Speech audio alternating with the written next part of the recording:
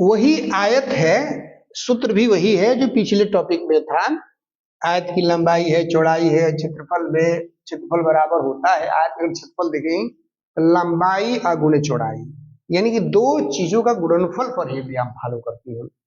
यदि हम गृहिणी वाला की सवाल की बात करते हैं कि गृहिणी के सवाल जो बनाया जाता है, तो गृहिणी के सवाल है कि किसी गृहिणी के चाय के मूल्य में 1% की वृद्धि कर दिया जाए, तो गृहिणी के चाय खपत को कितना परसेंट कम करना चाहिए जिससे उससे कोई परिवर्तन न हो। अब ये सवाल होता है तो ये बनाया जाता है तो 1/100 प्लस x, अगर कमी आती है तब की बात आती है, वृद्धि के लिए आती है तो 1/100 माइनस x गुणे 100 का फॉर्मूला अगर करा देता है। यदि वहां पर हम गृहिणी वाला सवाल भी इस फार्मूले का इस्तेमाल करके हम करते हैं तो सवाल हमको इजी भी बन जाएगा, आसानी से बन जाएगा। साथ में एक और भी होती है कि दोनों में वृद्धि या कमी, या दोनों में यानी कि खर्च में भी उसका, यानी कि मूल्य में, यानी कि जो रेट हम चाय जो कभी 50 रुपए किलो करते थे 60 रुपए किलो हो जाएगा, या 50 रुपए किलो करते थे तो 60 रुपए किलो हो जाएगा। यदि 50 रुपए किलो था 60 रुपए किलो होगा, मान लीजिए जितनी हम पैसा खरीदते थे उससे हमको मात्रा कम मिलेगी। यदि हम 50 रुपए कीनते थे 40 रुपए हो जाएगा, जितना भी हम बजट हम करते थे तो उससे हमको अधिक मिलती है, यह क्लियर बात हो जाती है। लेकिन यहाँ पर दोनों में भी वृद्धि हो सकती है, हो सकता है दोनों में कमी आ जाए, हो सकता है हम एक में वृद्धि कर दे एक में कमी कर दे, हो सकता है कि एक में कमी करे दूसरे में वृद्धि करें। तो ऐसी तो चाय हो, चीनी हो, गुड़ हो, या कोई भी वस्तु का नाम रखते हैं जो रोजमर्रा की जिंदगी में आदमी लाइफ में खरीदते हैं, चाहे वो गाड़ी हो, चाहे बाइक हो, चाहे कोई भी हो, मोटरसाइकिल हो, कलम हो, पेन हो, कापी हो, कुछ भी हम खरीदा जा सकता है, वृद्धि हो कमी हो। तो उसी पर एक सवाल बनाया जाता है, जैसे मान लीजिए पहला मॉडल है, जिसे ध्यान रखें, एक गृहिणी के खर्च पर क्या प्रभाव पड़ेगा। मैंने ये नहीं कहा कि वृद्धि होगी तो दोनों में वृद्धि होगी, लेकिन मैंने क्या प्रभाव पड़ेगा, हो सकता है कि कमी भी आ जाए यदि हम कमी किए हैं तो, लेकिन इस सवाल में तो वृद्धि है तो वृद्धि होगी। एक गृहिणी के खर्च पर क्या प्रभाव पड़ेगा, यदि चाय शब्द हमने रखा है, चाय के जगह पर आप जो चाहे किसी वस्तु का नाम पकड़ा जा सकता है, कोई भी खाद्य पदार्थ हो आप पकड़ सकते हैं, चाय हो, चीनी हो, गुड़ हो, आटा हो, चाल हो, कोई भी लिया जा सकता है, पड़ेगा। यदि चाय के मूल्य में 20% की वृद्धि एवं उसके खपत में भी 4% की वृद्धि कर दी जाए तो क्या प्रभाव पड़ेगा, यानी कि दोनों में वृद्धि होती है, तो दोनों में वृद्धि हो और दो चीज की बात आती है तो ये फार्मूला आप आराम से लागू कर सकते हैं। x प्लस वाई,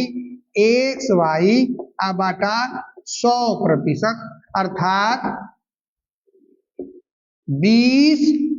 आइए हम लिए हैं 40 धन 20 गुणे 40 बाटा 100%, यानी कि 0 से 0 है कटा देंगे, ये हो जाएगा हम लोग का 60 धन 4 दूनी का 8%, अर्थात 68%, यानी कि उसके खर्च पर कितने परसेंट की वृद्धि हो जाएगी, 68%, 68% की वृद्धि हो जाएगी। इसी सवाल का ये पहला हो गया। यदि हम दूसरा सवाल बनाएं, अगर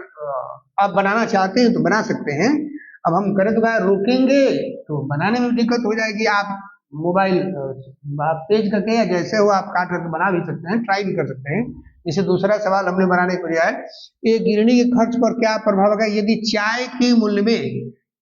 20% की वृद्धि कर दें एवं उसके खपत में 10% कर दें। सपोज दैट 10% वृद्धि कर दी जाती है तो उसके खर्च पर क्या प्रभाव पड़ेगा।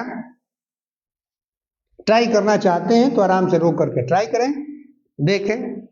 यानी कि इसमें हमारा जो है ये x का रोल करेगा, ये हमारा x हो जाएगा, ये हमारी क्या हो जाएगी, y हो जाएगी।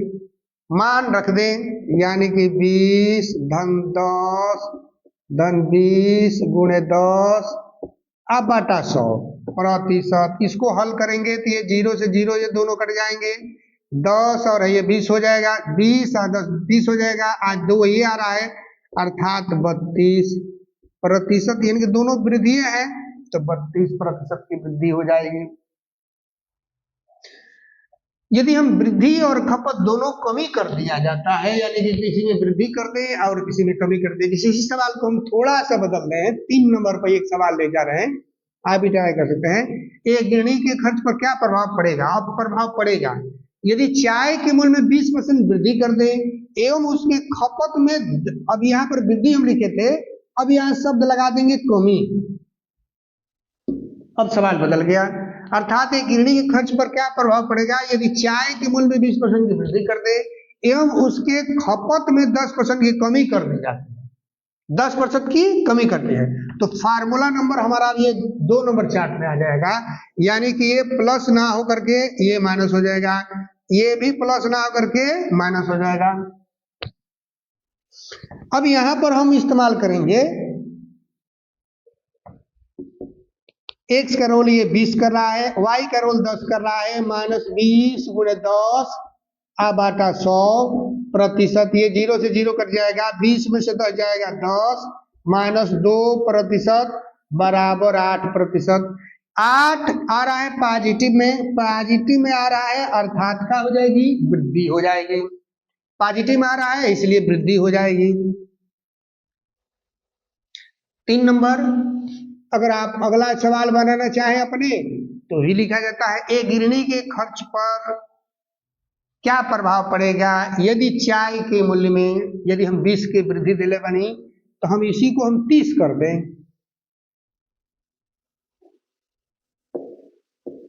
30 कर दें एवं उसके खपत को 20% कर दें, कमी कर दी जाती है, यानी कि 30% वृद्धि कर देनी है, ये जो है 20% कमी कर दी जाती है, तो उसके खर्च पर क्या प्रभाव पड़ेगा, तो फार्मूला यही रहेगा x - y - xy 100%। अगर हम इसको हल करते हैं तो x का रोल यहाँ पर 30 कर रहा है, 30 - 20 30 × 20 /100%, ये 0 से 0 कैंसिल हो जाएगा, 30 में से 20 जाएगा 10 और -3 दूनी का 6 यानी कि 4% वृद्धि, पॉजिटिव आ रहा है तो क्या होगी वृद्धि। यदि इसी सवाल में आगे बढ़ाना चाहे टॉपिक देखिएगा बहुत महत्वपूर्ण टॉपिक है, अगर आप कंसेप्चुअल सब आदमी समझ पाएंगे तभी हल हो पाएगा, नहीं तो बहुत दिक्कत करेगा। एक गृहिणी के खर्च पर क्या प्रभाव, ये भले चार्ट थोड़ा सा दिखता है, यदि ये चार्ट के बारे में अगर हम कंसेप्ट क्लियर करेंगे तो थोड़ा नहीं बहुत ही क्वेश्चन इसमें हल होते हैं, थोड़ा नहीं बहुत कईयों क्वेश्चन कईयों चैप्टर कईयों मैटर यदि आपके पास कंसेप्ट क्लियर हो जाएगा ये कईयों चीज से हल कर सकते हैं, ये रियली है, लेकिन समझना बड़ी दिक्कत है। यदि समझ में आ जाएगी आपको तो थोड़ा नहीं बहुत 7% तो होगा ही, प्रतिशत के साथ साथ आपका मिंसुरेशन जो डिफिकल्ट चीजें होती है, लंबाई चौड़ाई दिया जाएगा छतपल तो सभी निकाल सकते हैं, लेकिन वृद्धि जब किया जाता है तो उसमें भी बहुत डिफिकल्ट होती है। गणित वाले लड़के तो कर लेते हैं, अंगणित वाले लड़के थोड़ा सा डिफिकल्ट हो जाते हैं। अब आइए एक गृहिणी के खर्च पर क्या प्रभाव पड़ेगा यदि चाय के मूल्य में